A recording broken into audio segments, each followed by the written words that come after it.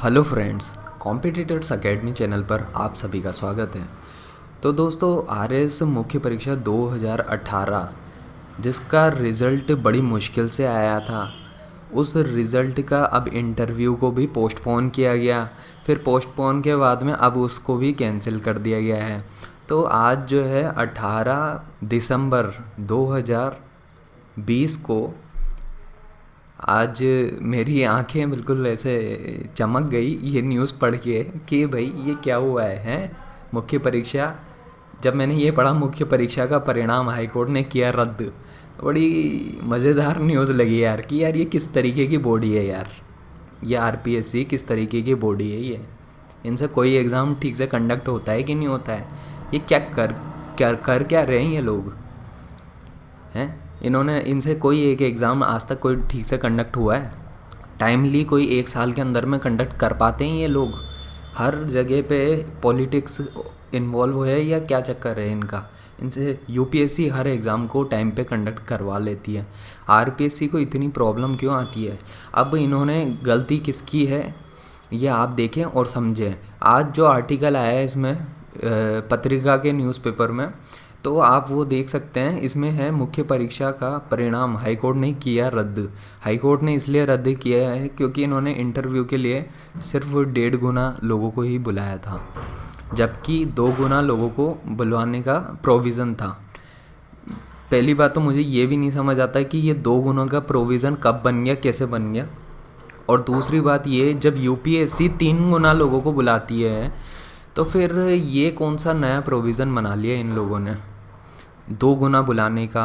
फिर उसके बाद 2 गुना की बोल के फिर 1.5 गुना लोगों को बुला रहे हैं केवल।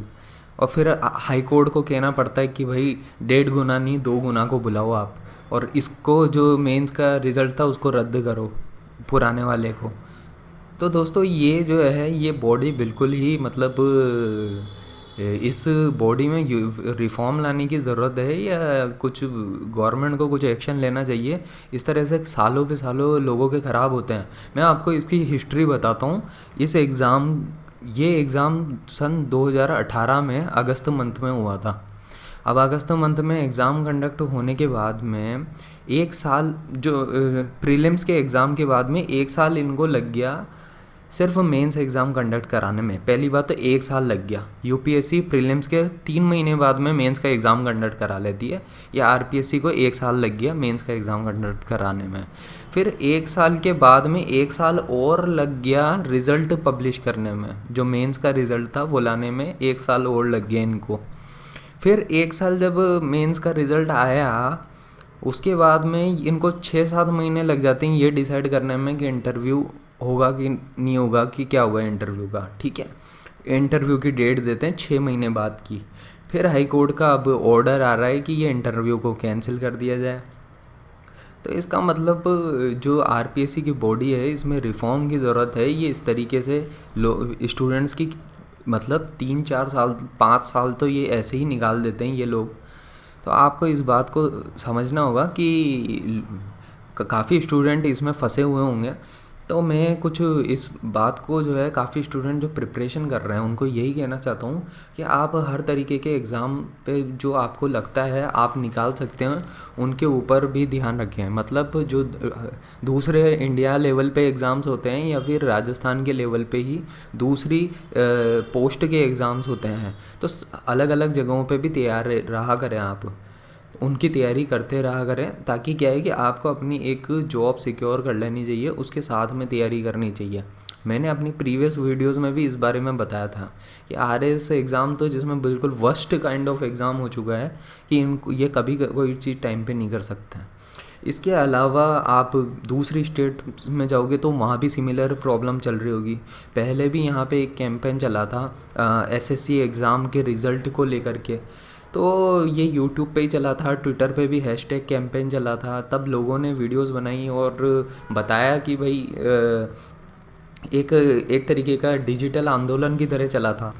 तो दोस्तों, यहाँ पे जो सबसे बड़ी मुद्दे की बात दिखती है कि जो इलेक्शन होते हैं हमारे यहाँ, वो तो बड़े फास्ट हो जाते हैं और बहुत टाइम पे हो जाते हैं कंडक्ट। इनसे एक एग्ज़ाम टाइम पे कंडक्ट नहीं हो पा रहा है। ये एक्चुअली चाहते ही नहीं है कि ये एग्ज़ाम टाइम पे कंडक्ट हो, या तो यही है इसी तरीके से एक उलझुलूल हरकतें चलती रहती हैं। चलो आपको ये एग्ज़ाम नहीं तो मैं आपको बताता हूँ, जो बच्चे फॉरेस्ट सर्विसेज, जो राजस्थान फॉरेस्ट सर्विसेज की तैयारी कर रहे हैं, उनसे जाके पूछो सन 2018 में वैकेंसी निकालते हैं। 2020 आ चुका है, अब 2021 में फरवरी मंथ की डेट आई है, ठीक है। वापस से एक बार बीच में भी आई थी, वहाँ पे भी कैंसिल हो गया, अब वापस से 2021 फरवरी में भी डेट आई है। अरे 2.5 साल लग जाते हैं कि ये डिसाइड करने में कि एग्ज़ाम कब कंडक्ट कराना है भाई। कोरोना का नाम ले लो, कोरोना का नाम लेकर के तुम इलेक्शन फाइट कर सकते हो उस टाइम पे तो, लेकिन तुम एग्ज़ाम नहीं कंडक्ट करा सकते हैं। मैं और एग्जांपल दूं आपको, आप असिस्टेंट इंजीनियर सिविल का एग्ज़ाम को देख लो, सिविल मैकेनिकल इलेक्ट्रिकल की जो पोस्ट निकली थी, क्या हुआ, 1 साल हो गया इनसे रिज़ल्ट नहीं आया अभी तक। क्या हो गया इनसे, हैं, इनसे एक रिज़ल्ट नहीं आया। असिस्टेंट इंजीनियर में भी यही हाल है इनका। आप दूसरे और भी एग्ज़ाम उठा करके देखोगे तो वहाँ पे भी ऐसा कुछ हाल चल रहा है। तो यार रिफ़ॉर्म की ज़रूरत है, बॉडी में रिफ़ॉर्म की ज़रूरत है। अगर इंडिपेंडेंट डिसीजन मेकिंग हो, जिस तरह से यूपीएससी में इंटरफेरेंस नहीं होता है, पॉलिटिकल इंटरफेरेंस नहीं होता है, उस तरीके से टाइम पे एग्ज़ाम होने चाहिए। और तो दोस्तों मैं यही कहना चाहता हूँ कि जो भी स्टूडेंट्स आरएस एग्ज़ाम 2021 के बारे में सोच रहे हैं, वो इस बात का भी ध्यान रखें कि ऐसा ही आगे भी रिपीट होगा। ये लोगों से आप भरोसा नहीं कर सकते हो, आरपीएससी बॉडी बिल्कुल भी भरोसे लायक नहीं है। ऐसा ही दूसरी स्टेट सर्विसेज का भी हाल है, आप वहाँ जाओगे तो वहाँ के स्टूडेंट्स भी इसी तरीके की प्रॉब्लम से सफ़र कर रहे हैं।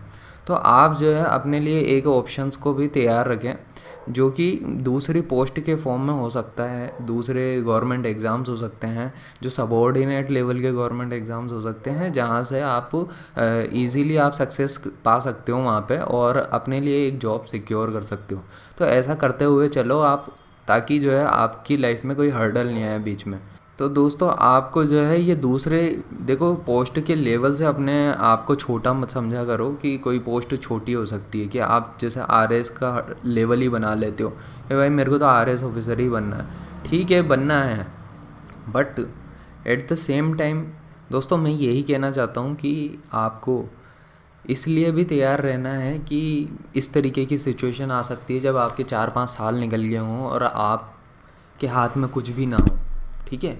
तो आपको रेडी रहना है ऐसी सिचुएशन के लिए, इसलिए आप दूसरे एग्ज़ाम्स के फॉर्म दे करके जो हैं आप उसको भी तैयार रखें और आसानी से निकाल सकते हो। जैसे कि अभी देख लो, आप फॉरेस्टर की पोस्ट निकली है, पटवारी की पोस्ट निकली है, जो भी राजस्थान के स्टूडेंट्स हैं वो इन सब चीज़ों पे गौर कर सकते हैं। नहीं तो आप एसएससी सीजीएल एग्ज़ाम पे फोकस कर सकते हो, या दूसरे जो अगर आप इंजीनियरिंग बैकग्राउंड से हो तो आप इंजीनियरिंग के एग्ज़ाम्स पे फोकस कर सकते हो, वो भी वैकेंसीज काफ़ी अच्छे से निकलती रहती हैं, ठीक है।